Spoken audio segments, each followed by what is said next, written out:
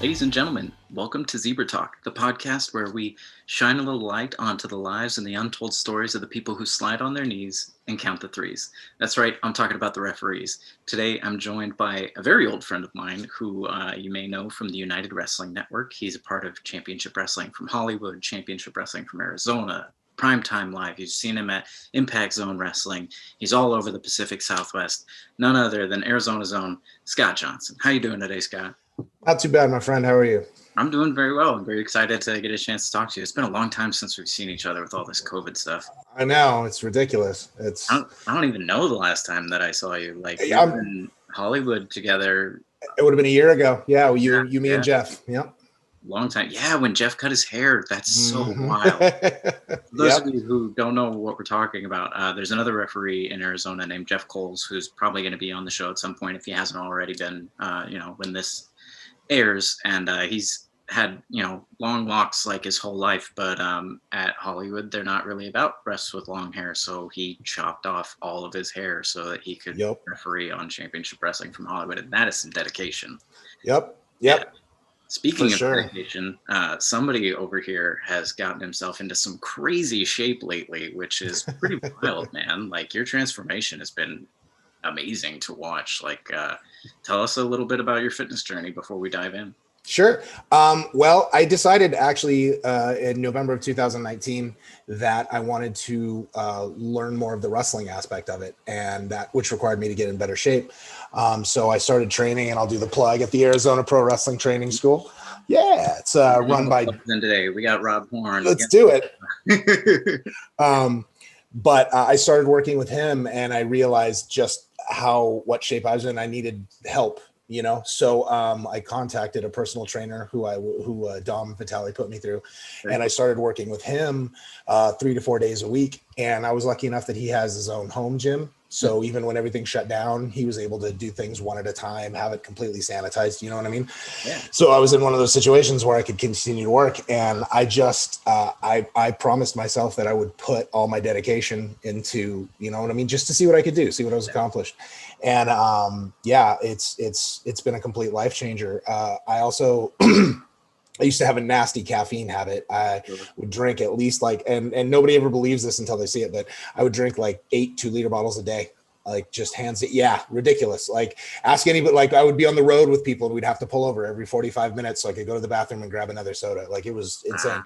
But I dropped caffeine. I've known you like 5 years. That's wild, man. Like, I had a serious soda habit when I was younger. I would go through like a case of cans in like a day, but like 8 2-liters, that's wild, dude. Good for you for kicking that. That's got to be like a serious addiction to kick. It really was. And I was always the joke. I was like, I dabbled in a ton of stuff in my 20s, but I was able to get away from everything, except the stuff that you're not allowed to. Yeah. Caffeine, fast food, sugar, things like that. So. Right. But I'm glad that you got control of everything and turned your life around in a huge way, man. Like, what were your first like goals that you set for yourself? Like, what kind of goals are you on now? Well, my goals right now are to maintain. I gained a little weight over the holidays, and I'm trying not to beat myself up over it. But honestly, I think all of my motivation really boils down to being a good role model for my 2 sons. I have an 8-year-old and a 12-year-old. And, this is one of the reasons I got into pro wrestling as well, because I didn't want to be the father that was like, you should do this. And then they go, well, why didn't you follow your dream, Dad? Why are you, doing whatever? And I was like, I don't have an answer for that. And then I hope by the end of the year, I just started going back to training again. I messed up my shoulder a little bit, so I had to hold off, but I just started again this week, and I'd like to wrestle a match at the end of this year, and again, I don't have the aspirations. Like, I know where my money is and I know where my skill set is, and it's right here in the stripes, and it's something I enjoy. I really do enjoy the referee position. But at the same time, you know what I mean? It's like, let's see what I can do, Yeah, I mean, I think we all kind of have that like inkling in the back of our heads. It's like, what if but nah. Exactly. And at this point, it was just like, well, let's see what I can do. Cause I'm a big guy, and I like to perform, and, like I said, I have no aspirations of being the next WWE champion, but it sure would be nice to have a couple matches. You know what I'm saying? Sure. Yeah, absolutely. Before we get too much into it, let's start off a little bit with like, who you are, where you come from. Tell the audience Sure. whatever you think they should know about you. Like, what are your beginnings in wrestling and life? The floor is yours. Go right ahead. Sure. Obviously, we've stated my name is Scott Johnson. I have lived in Arizona since about 2002. Prior to that, I used to move around every 4 to 5 years. I was in Chicago, Denver, LA, Sacramento. I was born in Pomona, California. And I went to college to become a game designer. Actually, that's my degree is in interactive media and game design. And I started working for THQ in 2007. And for those of you who don't know, THQ were the original publishers of the WWF and games up to the starting with the N64. And prior to that, they did the WCW games with Aki. Right. So that was just a really good thing for me. And that job took me to Montreal for a couple of years. It brought me back here to Arizona. And I started then, when I came back, I became aware of the Arizona Wrestling Federation school at the time. And funny enough, we were talking about Jeff Coles. Jeff Coles and I met at THQ back in 2007. I met him outside of wrestling. Yeah. And when I came back to happen to end up in the same role. Yeah, it was weird. We ended up we both got to work on the WWE versus SmackDown, or no, Raw versus SmackDown 2011. We were both on that project together.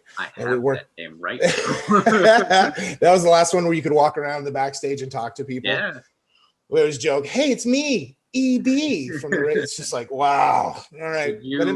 Did you find yourself working for THQ because you wanted to work on wrestling games, or was it just kind of like lucky happenstance? Both, actually. I had planned on, once I graduated, to apply, and if they wanted me, their QA department was in Calabasas, and then Agoura Hills after that. But then they had Rambo Studios here out in Phoenix, and they were the ones that made the MX versus ATV Untamed games. And so they built a QA facility right above it. And I just happened to be graduating in 3 months. So they came to the school, and I was just like, wow. Please take me. I'm yours. I'll do it. Yep. I am the person. I love wrestling. Yep. Cool.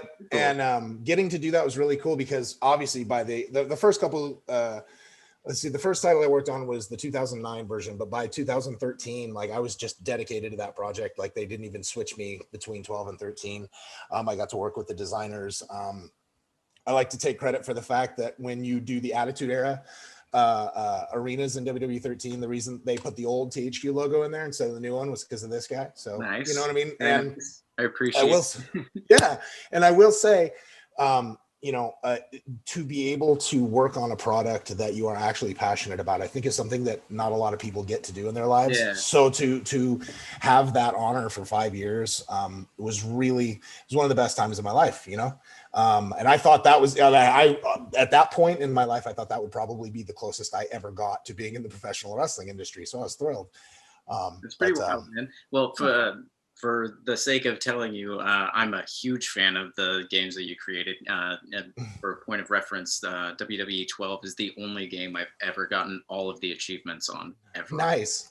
And 13 is like my favorite wrestling game that I've not ever played. Obviously, WrestleMania 2000 and all that, and sure, No Mercy and all that. But 13 was pretty astounding. Yeah, that was. Thank you kindly. What was your, introduction into wrestling? I'm sure you're very passionate about it already at that point. How did you find yourself immersed in the world? What's the first thing you saw? When did you know you wanted to be a part of the world, even in the video game sense, in some way?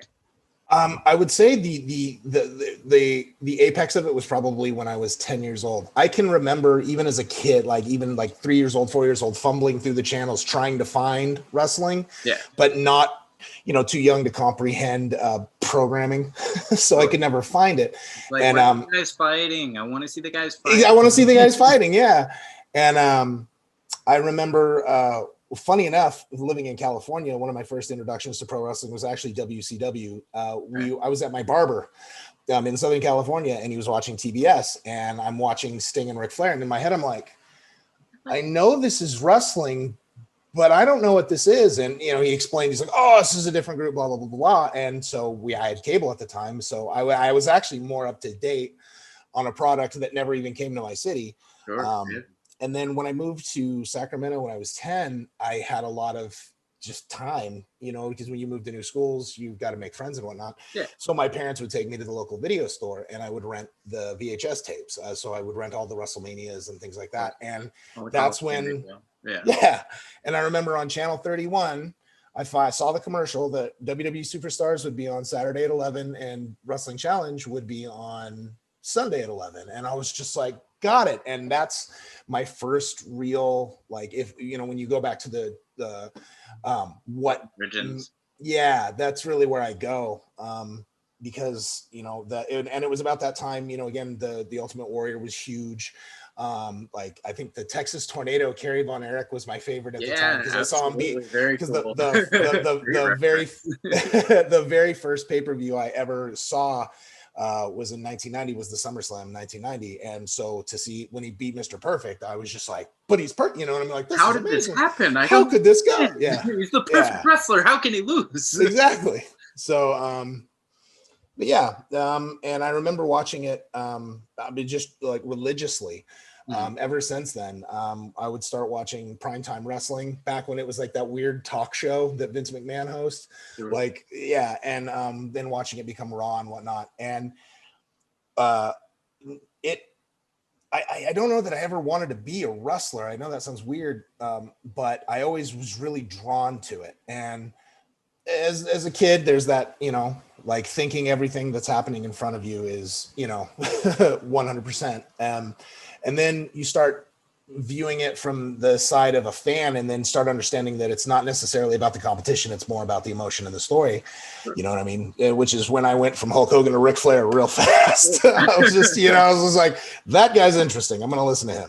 And then Shawn Michaels came in and Bret Hart. And like, you just had the best of all the worlds. Like it sounds like you were a WWF and a WCW person by this time.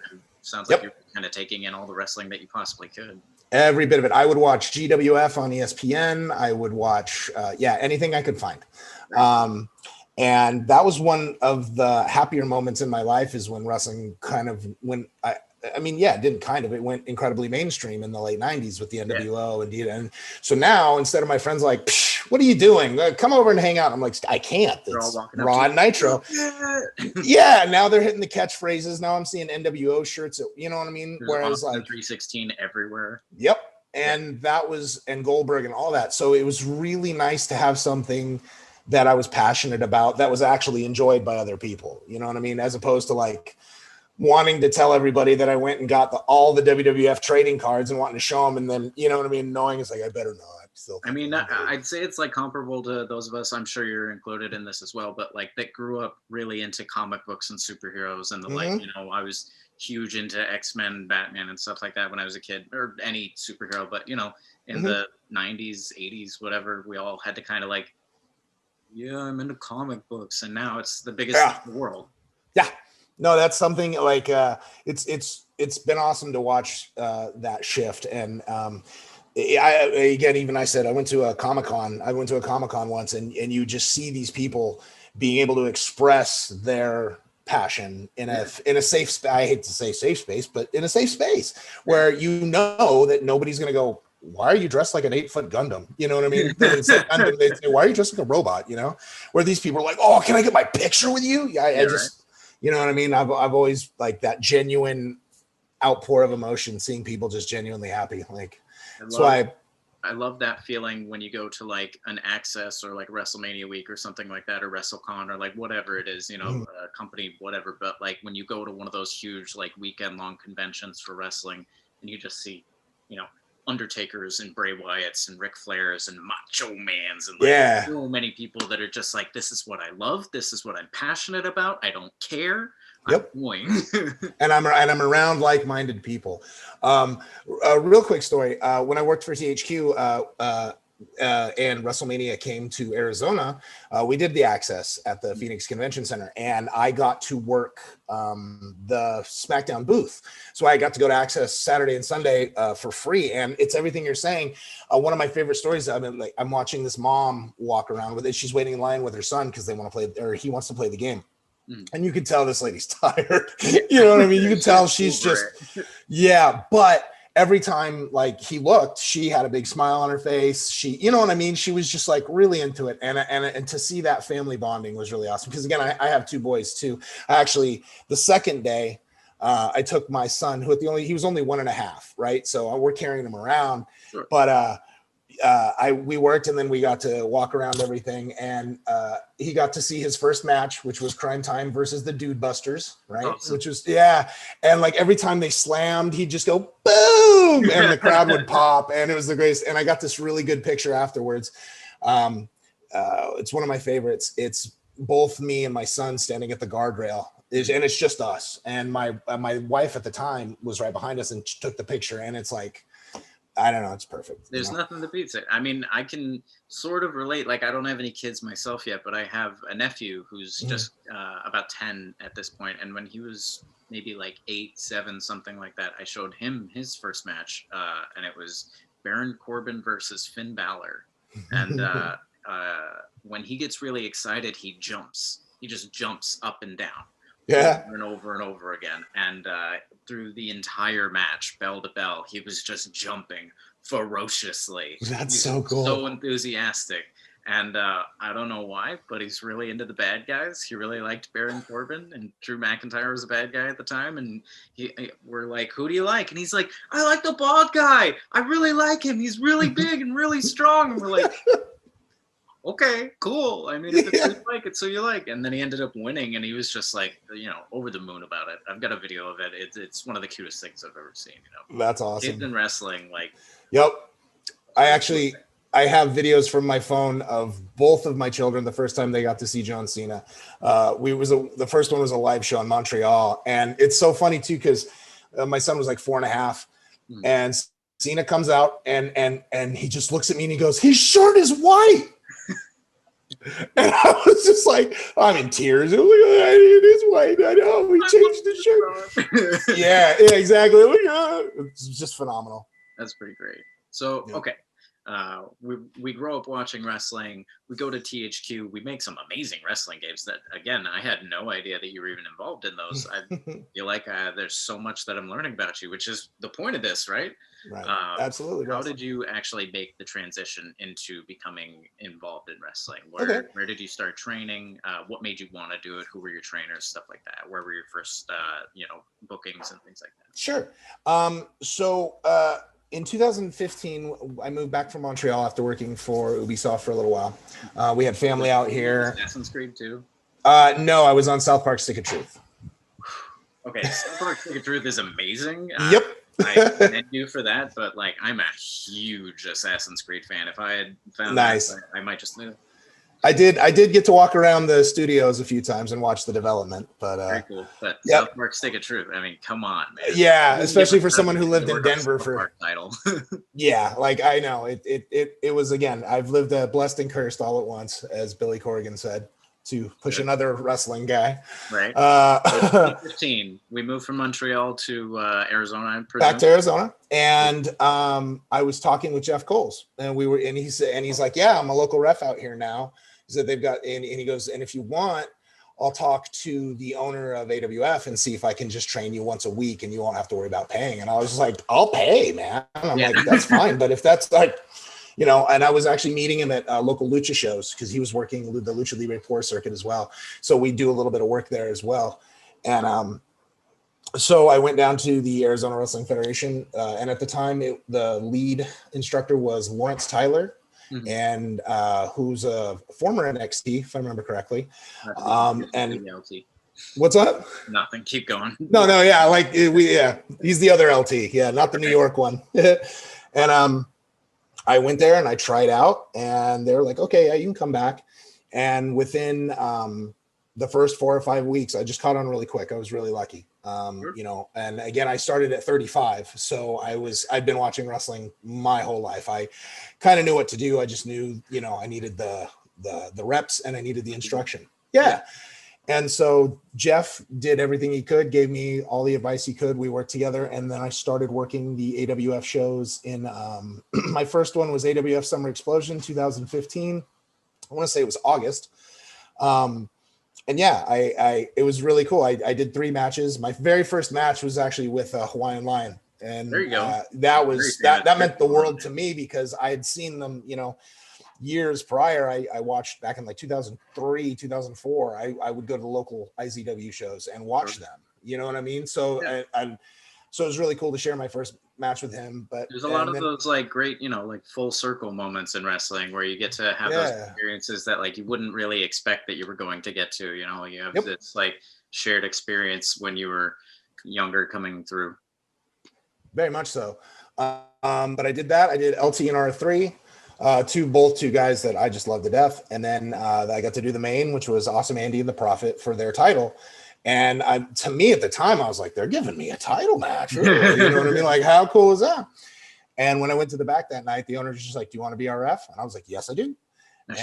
From then on, I would go train as much as I wanted at the AWF Academy. And it was very much a trade-off. They're like, you ref for us. Well, that can cover your training. I'm like, I'm good with it. And I did that for a while, which is really lucky, because like for those of you who don't know, like the fees that come with like training and wrestling, like of course it's worth it, but it can, there's a big scope. It can go up, down, left, right. Go ahead, keep going. No, sure. And I did that for a while. I did my first out of state show for a company called Destiny Wrestling Organization in New Mexico. They called my buddy Joe Bernola, who was the ring announcer in Arizona at the time and has done work, I believe, with CWFH. Yeah. And now he's done CWFH. Ring announcer for us for a while. Yeah. And he got us all, I got sent down there and did a good enough job there that I went back. I was going back until they closed up shop. I started working different local shows because other federations started popping up. The one I remember specifically, my first paid show was Rockstar Wrestling Alliance, which is a really cool group we have out here that mixes music and wrestling. We have a live band and whatnot, but it was the first time I remember. I didn't expect to get paid. The promoter was another wrestler at the time. He's like, hey, you did okay at AWF. You want to come help me? I was like, yeah. I'm here to get reps. I'm here to set up the ring. I'm here to pay my dues. Oh, by the way, here's a couple bucks for you to go get a cheeseburger after. Yeah, and he hands me a check, and it was, and he hands me an envelope, and I'm like, okay, and I open it, and I stared at that check for like 10 minutes. Yeah. Just like, I can't believe I just got paid to do something like this. You know what I mean? Because again, it's a pretty wild experience. Like there's nothing like it. Like I got hired a couple of times to do like a ring crew gig, and it's like, man, I've done this a million times for free and been happy to do it, but like, you guys are paying me to do this? Like, thank you. Yep. So and then I think it was about 2000. Was it 2015 or 16 when we started doing CWFA out here? I think it was 16. That's when I started getting to do, or actually, I guess the better story is after that, I made some good connections out here, most specifically with Alexander Hammerstone, who was instrumental in getting me booked in Vegas and a lot of other places, because they'd ask, what about Scott? And he would say things like, he's the best guy we got out here. Sure. So I owe a lot of that to him. He's a great guy, and it's been great to see him succeed, but that's another conversation. But here's a story that if Nick Bonanno is watching, he knows what I'm about to say, and he's probably growling. Alex needed a writing partner to Hollywood. So he's like, yeah, I'll get you a match. I was like, okay, cool. Right on. And so we went, and it was the Red Carpet Rumble 2016. Oh, just one of the tiny shows they do. Yeah, nobody really cares about it. No one cares. And I just showed up, and I just put a ref shirt on because I assumed I was booked. I didn't know any better. I didn't think to ask anybody. Why would I do that? My buddy Alex said I had a shot. So there's a lesson learned there. Yeah. So for those of you watching, if you're an experienced ref, always try and, dot your I's and cross your T's and make sure that you actually talk to somebody before you show up somewhere. Yes, this is a cautionary tale. Show up somewhere. Don't come into the room with your bag. Don't put your stuff on. Go do ring crew and then wait. Yep. Yeah. No, it was definitely a precautionary tale. But yeah, I kind of just walked in the door, and Nick's like, "Who are you again?" And I was like, "Oh, I'm Scott. Alex said I had a match." And he's like, he was just too busy to really argue about it. He's like, "Oh, okay, cool." And I did Ruby Ray's versus Ashley Grace that night. And then I was the referee that would walk people to the back. And then the next day I got a message from Nick. He's like, so nobody had any idea you were coming, dude. Nobody knows who you are. And I'm just like, I'm so sorry. Should I? And I remember saying, should I apologize to Dave? He goes, no, just he has no idea. I Just mean, now he does, but now yeah. But just next time, say something. I was like, okay. Yeah. But I did a good enough job that I was able to come back another month, and I did the PBR team, Hunter Freeman and someone else against PAC 3. I would say PAC. Yeah, it was again. I remember going in again. Arizona's kind of a small pond, or at least it very much was back in 2015. I think we only had one group running really, and so there was only a handful of refs out here. So to be told you were the best referee in Arizona, cool. You know what I mean? Yeah. It's like, but I didn't know that at the time. But like, yeah, little fish, big pond, you know? Or big fish, little pond, sorry. There you go. And so I was like, yeah, I know a lot. And the first time I ever did a Hollywood taping, I left feeling so small. You know, not that I'd made a mistake, but I was like, I thought I knew stuff. I don't know anything. It's you know what I mean? When you go there and you get like dropped into the world and you realize like how much there is to really know about all of it, how many like moving parts there are, you know, how many decisions are being made on the fly. Like it's wild. Yeah. Well, watching it being run, watching a TV show being created as opposed to doing a show for a handful of people at your school. You know what I mean? It's just a world of difference. So. Tell me a little bit about what wrestling has been for you. I don't know if you're doing shows right now or not. Like, what's the most recent match that you've reffed? The most recent one I did would have been at. Oh yeah, you did Primetime Live, of course. Yeah, it would have either been the last Primetime Live with the main event of. I think I did.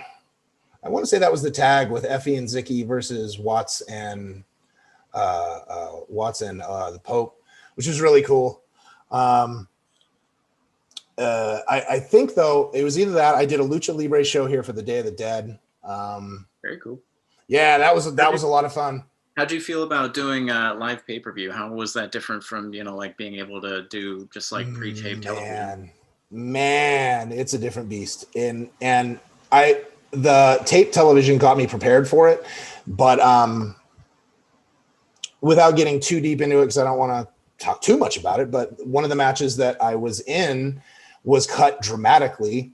And while I was in the ring, so the match starts and I hear 4 minutes and I'm like, excuse me, what? And I'm like, this is it was one of the first times that I kind of had to call a match, you know, I had to tell them what to do. And it went really fast. You know, it was a quick 3 count, and then I got bumped, and I didn't know that was coming. But again, we kind of had to make sense of what they expected to do in a large time, shoved in a small time. And it's if you have one of those experiences, I don't know if you've heard Knox talk about it, but at the pay-per-view for what was it, All In, I believe, maybe Double or Nothing, but when they had the huge 6-man with like the Buck, Kenny, and Kota Ibushi and Rey Mysterio and all these people, you know, they were supposed to have like 45 minutes, and then they get into the ring and they find out that they have 20 minutes until the show is going to end. Yeah. And you just had to like scramble like yourself, you know, like relay all these messages between people. And yeah, it's pretty wild when that happens. Yep, it is. And it was a good experience. I'm glad it happened now. When it happened, I was terrified. Yeah. Great learning experience. Yeah, it was an absolutely great learning experience. And again, there's just some subtle differences for the most part, I think. You know, again, live is live, so you've got to get those cues have to be on. Yeah. You know, there's no we'll cut it in post, or we'll give the next match. You know, it's just like, no, this has to be tight. Yeah. And we learned that lesson the first show for sure. And that's if you watch the first show and then watch the second one and on, you can see like the lessons that were learned that first night. And it became such a Primetime Live is one of my favorite experiences so far, just as a whole, because it's the closest thing to what we all dreamed about being on, you know, just to be able to say, like, I was talking to another worker backstage and I was like, and he was just like, I'm about to work on a pay-per-view. He goes, that's crazy. And he's like, my kids are about to watch. Like, that's something that's so synonymous with like pro wrestling and with our childhoods, you know, like a pay-per-view, like that's huge. Yeah. So, Primetime Live has been a blessing. It's been really cool. So, yeah, if it wasn't the Lucha Libre show, it was definitely prime time that I worked last. The next show I'm actually booked for is until the end of February, and I'm actually okay with that. That's why I can grow a beard now. I don't have to have the referee baby face. I can get a few Tinder pictures in. We've talked about a few of your matches so far, some highs, some lows. What's been your favorite match experience so far? Do you have like a best match or like a fondest memory of all the things that you've done so far? I have a lot of different favorites and for different reasons. I think my go-to is almost always Nick Aldis and Peter Avalon here for CWFA. Why wouldn't it be, right? Yeah. That's at Championship Wrestling from Arizona 100, right? Not 100. It was past. It was supposed to be 100. Peter ended up wrestling. Yeah, he ended up wrestling Tim Storm that night, which I got to work too, and was an amazing match. Very cool. But Peter, I mean, like again, Nick Aldis, he's world class. What do you say? You know, and just standing next to him, you can feel the aura of. I don't know. I don't mean to say another level, but the guy is just a beast. You know, sure. And Peter. Has been a very, very constant source of support for me since the beginning. I messed up his match on the very first episode of CWFA, awesome. And I felt horrified. I was just horrified. You know, it's like, well, they're never going to invite me back, and here we are. But Peter's anybody that you're going to have that interaction with, like Peter's, you know, like not to kill the gimmick or anything too much, but like he's one of the right. Considerate and understanding and like nurturing people I've ever been around in wrestling. He's a wonderful teacher and a great leader. Oh, very much so. By the end of that night, like I was, I walked out with my head down again. I'm like, I'm really sorry. And the way he's like, dude, you're fine, brother. Don't worry. Brush it off. You're fine. But being able to do that because, and CWFA means a lot to me because again, I've been there since day one, and to help build a promotion for Arizona that not only brings fans in, but builds the community. I mean, it's become a product that people want to be a part of on both sides of the guardrail, you know, and when people are excited to come, I mean, that's just awesome. We had, when it was actually AZ100, I believe, when we had Tim Storm, Billy Corgan watched the show, you know what I mean? And, you know, to have eyes like that on your product and what you're doing was amazing. And there wasn't a lot of that happening out here. You know, and I don't mean to put any promoters down by any means, but it just seemed amazing. But you know, it's in the middle of the desert. It's hard to get people to show up for anything. Yep. So, so for an NWA title match to be a part of that promotion meant a lot to me.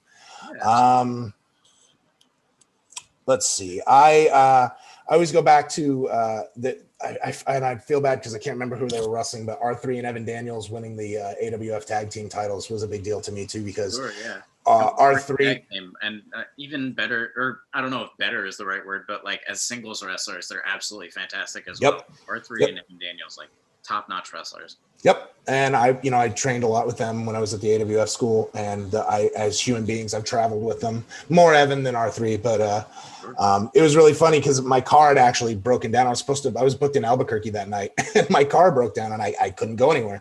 So they were like, well, somebody, I forgot who, but they're like, oh, we'll pick you up. You can go to AWF. And I let the guy know. I was like, hey, I can work the show if you need. He's like, yeah. Because rule number 1, bring your gear. Of course. And so, and as I'm if you're not invited. Exactly right. And so the joke was as I handed him the belts, I was like, man, I'm glad I didn't go to Albuquerque tonight and raise their hand.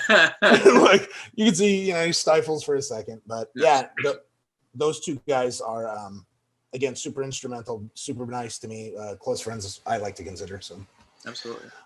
We've brushed on leaders a little bit, and teachers. It's pretty incredible that you actually had another ref like on hand to teach you how to, kind of learn the ropes, so to say. Like, what was your experience with that? The majority of the people that I've spoken to through Zebra Talk, through other podcast episodes that I've recorded, the majority of us didn't really have a referee on hand to teach us. So, like, how do you think that affected the way that you were trained as opposed to some other people who just kind of had to, like, figure it out?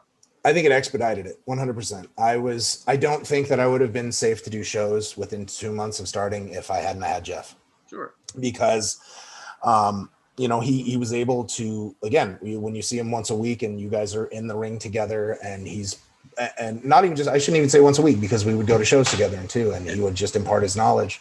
So it definitely made it faster. I wish there were more people out there willing to teach. And, I try to do my best too when I'm at AZ, when I'm at the Arizona Pro Wrestling Training Camp, the younger guys that look like they can be refs, and I'll step back, out of the matches, and I'll help coach them, because I want a stronger base out here. And like you said, there's so many schools and so many people that have had to learn without anybody to guide them, that, it's one of the reasons that, and again, not to be insulting, but it's a reason why we don't have a lot of great refs out there. It's not because for lack of trying by any means. It's if there's nobody teaching you, how could you possibly get better? So anybody who is a great ref, they immediately get swept up into some Yep. kind of role. The minute that anybody finds out that they exist, they go Yep. on to TV, they go on to whatever high-profile wrestling companies there are, because it's just hard to find somebody that's good at the job, because there's nobody teaching people how to do the job. Yep. And one of the more satisfying things that I found out early on in my career is when I would go to a show and somebody would be like, "Oh, thank God you're here. We need you for this match." Because you know what I mean? It was just like, cool. It's a really jarring experience when you hear it for the first time, but it's also very complimentary, because you don't think of yourself like highly when you first start. And obviously there's a lot to learn and a lot of experience to go, for even now at this point, we've been in for like 5, 6, 7 years, and we still have so much to learn. But oh gosh, just the idea that there are so many people out there that are willing to use a fan or their kid or whatever, and if you're gonna run your promotion that way, more power to you. It's your promotion, you can run things the way that you want to. But when they find out that there's somebody who's actually dedicated to being a referee and interested in it and studies it and trains it, and they're just like, please come work for us. You want to be our senior official? I'm like, I haven't even worked for you yet. How can I be senior? That doesn't make any sense. I got that from Zealot Pro. You want to be the senior official? You found me on Instagram. Good old Casey. I love that guy. Anyway. What are your ref duties like outside of the ring? Obviously, you gotta call it down the middle when you're inside the ropes, but what kind of stuff are you responsible for? You're a ring crew leader. Do you have other roles that you do for the companies that you work for? Tell me a little bit about the other hats that you wear as a ref. Most of the other hats I wear are specifically for CWFA. I'm the ring crew manager there as well. Right. And so in essence, I grab the truck, I grab the ring from storage, we drag it to the show, we do the show, and then I drag it back. I make sure to try to upkeep it as much as possible. Luckily, and again, I shouldn't say luckily, but haven't had to do that. That's actually the ring they use at prime time. They broke it down in the 3rd episode, and I wasn't there. I was like, that's the first time that ring has been broken down without me in the room. The ownership that you feel over a ring after you've been tearing it and putting it together for so long. I feel that way with the WOW, the Women of Wrestling ring, and their whole setup. I was their ring crew leader for 2 seasons, and everything in there is just I feel like it's my baby. Yep. That's my storage unit. That's my it's really cool. And I actually so that's the only company that I have an official outside for. But you kind of hit on it earlier. It's when I get to the show, I'm a part of the show and I want it to be the best it can, so I'm gonna help out. For Party Hard Wrestling, a lot of the times the minute we get to the building, we're setting up the chairs, putting up, we don't have guardrails there, but even sweeping the floor if I need to, you know what I mean? Absolutely. My theory is I'm selling tickets to, you know what I mean? I'm asking people to come and spend their money that they worked hard for. That they shouldn't be trashed by their feet. The chair shouldn't be sticky. It should be an overall good environment. So even little stuff like that, I remember, and it's something that irks me, especially when the younger guys are standing around. Sure. And it's just kind of like, why is our vet over there scrubbing a toilet while you're standing over there taking selfies next to the turnbuckle, dude? I understand it, but no. I heard somebody not too long ago talk about trying to make sure that people have the nicest time possible, and it just really resonated with me. They said we go to wrestling shows all the time, obviously, but for a lot of the people that are going to come and, be in the audience for this, they probably worked 5, 6 days out of the week, something like that. Maybe they have like 50 to $100 that they can actually spend on entertaining themselves, and they chose to come to your show. Like, Yep. you want to make sure that they have the absolute best experience that they possibly can. So like, why not, work as Yep. hard as you possibly can to make sure that, like you said, the floors are nice, the toilets are nice, the ring looks pristine, the lighting is perfect. Like, Yep. we want them to come back, right? Yep. So, and again, I'm a firm believer of just make yourself useful. You know what I mean? Like, don't just go to the back and fall asleep. Just make yourself useful. Absolutely. I remember I caught a bad lesson on that during CWFA. I was younger, and somebody you're familiar with, Levi Shapiro, him and Buddy, I think at the time they were either the champs or the tag champs, or they just lost them. No, they were the champs, because I'm sitting there filming and being silly, and they're, Buddy and Levi are moving the wood, and Levi just yells, "Hey, go ahead, Scott, take it easy. Let the champs take care of it." And I'm just like, I gotta go help now because I'm dumb. Oh gosh, what did I do? yeah, like yeah, it's pretty great. Yep. Those are very good sobering moments that we have every once in a while. Yeah. Sometimes as referees, we have to deal with some like pretty crazy, intense situations. What's like a difficult experience that you've had in wrestling where you had to like really think on your feet and just kind of like pull everything together and make? I mean, you already touched on the match getting cut super short, but like anything else that comes to mind? There were the two first things that popped into my mind when you said it. I had an issue where there was a wrestler giving a open challenge to the crowd, which I hate. I just hate that gimmick, because guess what? There's someone's coming, yeah. And I'm like, all right. And this woman comes over the guardrail, and she's clearly drunk. Yeah. Like, she can barely move, and she rolls herself in the ring, and I jump down to try to save her life. like no.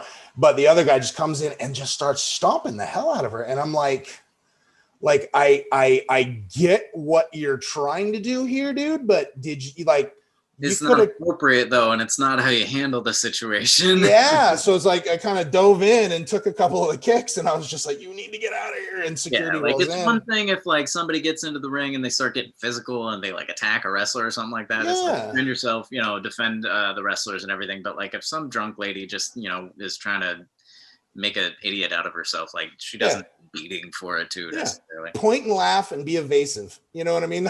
She runs at you, sidestep, and be like, yeah.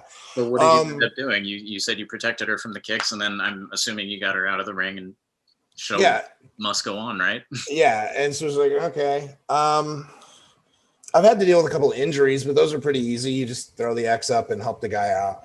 I mean, this is a common question that like everybody that finds out that I'm a pro wrestling referee, they always ask me about this. What's the worst injury that you've been present for in wrestling, or have you sustained any yourself? No, I did training. I had just learned how to do a springboard moonsault. And so I fired one off, and my left leg decided we were going to stand, and my right leg decided we were going to land flat, and my left leg won, ish. Yeah. I tweaked my knee hard. But I just sucked that one up. I just didn't, I felt pretty stupid about it. I was like, I ain't going to do that one anymore. Yeah. But as far as outside the ring, I think the worst one I was actually in the ring for was an ankle break. Like, he just went over. And he just looked at me and he's like, I'm done. And I'm like, let's go. Cool, but wrap. Yeah. But there was a worse one at a show where a guy, and again, luchadors, I love them, but sometimes it's just like they won't listen. They're like, no. It's the same case for like some American pro wrestlers, exactly. I don't mean to stereotype. Of the wrestler, luchador, whatever, will increase and decrease with the quality of the company that you work for. Yeah, for sure. Yeah, I don't mean to stereotype. I'm sorry if it came off that way. I just, it was the first match, and he fired off a springboard moonsault to the outside, but his shin landed right on the guardrail, and you could hear it. I was doing live commentary on the stage, and I could hear it, and I was just like, oh no. And so we ended up having to do like live improv for like a half an hour. Yeah. because the ambulance couldn't get in, and then because heaven forbid, somebody just shattered their leg and we just cancel the show. No, we're gonna get this guy out of here and we're gonna keep going. Keep going, yeah. And it's just I had the first show that I ever did for Game Changer for GCW was in LA, and it was back to back with a Suburban Fight, which for those of you who aren't familiar, GCW is a very like deathmatch friendly, hardcore matches and all that, and Suburban Fight is no ring and no rules. It's just people in a bar and they go at it and they're in the crowd. So the same thing that night. That was the night that Marco Stunt broke his leg. Actually, he was wrestling Eli Everfly. And they did like a destroyer off of a stage through a door, which, that just sounds like a great idea. That sounds. And Marco broke his leg. And then later on that night, Facade and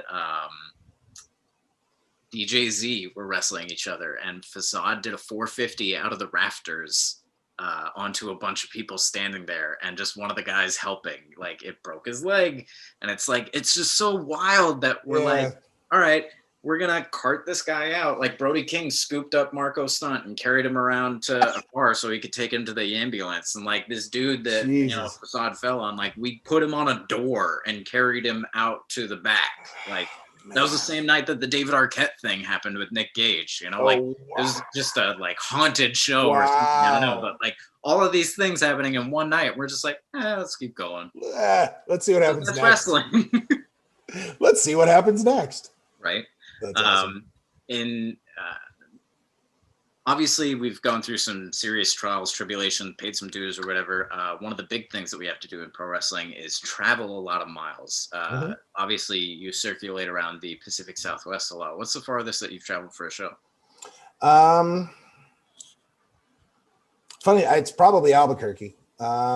Technically, well, I guess Austin would be it, because I'm thinking driving. Austin would be, I got flown out to Austin, and then we drove from Austin to El Paso for the next show, and then went from El Paso home. Yeah, it was really cool. It was the first time I'd ever had a promoter pay for, I got a plane ticket out of the deal. I got a plane ticket, a hotel room, all my meals comped, and a pretty decent amount to work the shows. It was really, really cool. What's the name of that company there, bro? It's Kayfabe, yeah.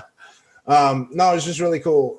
Same guy, actually, we did shows in Laughlin as well, and it was really cool to see your name up in casino lights. You know? Absolutely. Yeah, he's been really good to me. You gotten a lot of miles out of the Pacific Southwest. Like I've kind of shot my dart like wherever on the map, just kind of hoping something sticks. But like you've made quite a career for yourself, like in your home area. Like it's very admirable. I appreciate that. Phoenix is actually a really good hub city. There's definitely ups and downs for living here, but you can be in LA in 6 hours. You can be in Vegas in 4.5. You can be in Albuquerque in 7. You go the other way, you can be in El Paso in 6. So there's almost always somewhere you can go, and in a burn and turn, you can be there, 24 hours altogether. So it's been really good. And I've had, again, you mentioned it earlier, is if you're a good referee, you get you get a good reputation. And so again, people out of state will say, yeah, come on down. Yeah. Jump in the car, and a lot of people that were willing to, travel with me and get me those opportunities. So I've been very fortunate with that. And I like, Phoenix was, it's been blowing up a lot lately. Again, we had CWFA out here. We had Party Hard Wrestling, which is kind of like a like a hood slam type product. I think what do they call it? Stoner wrestling, I think, is the genre. We had that. We had a Zealot out here, which you're familiar with, which is brought a lot of cool talent and brings different talent too, which is nice. Because back in 2016, when we had 595. Back in those days, back in 2016, we there was like 5 different promotions that popped up, but they were all using the same guys. So it was just kind of like, why would I pay 3 days in a row? Different shows with a different title, with a different ring, but it's all the same guys. Yep. Yeah. So yeah, and it's been really good. So what things do you still have? We're kind of winding down, but I just want to touch on before we wrap things up. What you've accomplished a lot in your career so far. You've been all over television. You've been on pay-per-view. You've gotten to travel, you've gotten to do amazing matches with some amazing people. What kind of goals do you still have left? What kind of, like, are there any companies that you're still aspiring to work towards? Are there any, like, matches that you really want to be a part of? Maybe wrestlers that you haven't had a chance to work with yet? Like, what's still on your goal list? I think my biggest goal right now is to find my way to like I don't want to say major league company, but like major league company. I think I'd definitely like to give. I'd like to work for the WWE or AEW or Ring of Honor at some point. I think I'm never the guy that says I'm ready, but I know that I've been mentored very, very well for TV by Nick Bonanno. I got to give him 100% 100 times credit. Jeremy and I talk a lot about how much like just Nick moving to LA has affected the pro wrestling industry. Like, obviously ourselves personally, like, sure, the referee community, we've been affected by it in a huge way, but like, now he's running Championship Wrestling from Hollywood. Like, it's pretty incredible to see the effect that one person can have on the pro wrestling industry. Yep. No, he's a stud. His passion is obvious. He works harder than almost everybody in the room. And I only say almost because, just covering my bases. Sure. But I would not be the referee I am without him. In fact, a lot of the time when people say who trained you, I say Nick, and that's not to cut my old trainers, but even, Jeff and I only worked together for a couple months, and then LT and I, LT finally got to the point. He's like, I'm a wrestler. I can't teach you much more than, I can't. So a lot of what I've learned is from Nick, and like you said, like I've never seen somebody so willing to just dole out advice, and like he'll pull us all before a show and say, okay, I watched last time. This is what you need work on. This is what you need to work. And it's never cruel. It's always just like, this is what you need. You're doing fine, but here. And but yeah, and just learning it more about the business, I guess, outside of a referee thing. Like I said, I know I think my money in this industry right now is a referee, but as we get older, I'm 40 years old right now, and there's going to be a point where I don't even want to take a ref bump, where I don't even want to, I don't want to fall. I don't want to slap my hand anymore.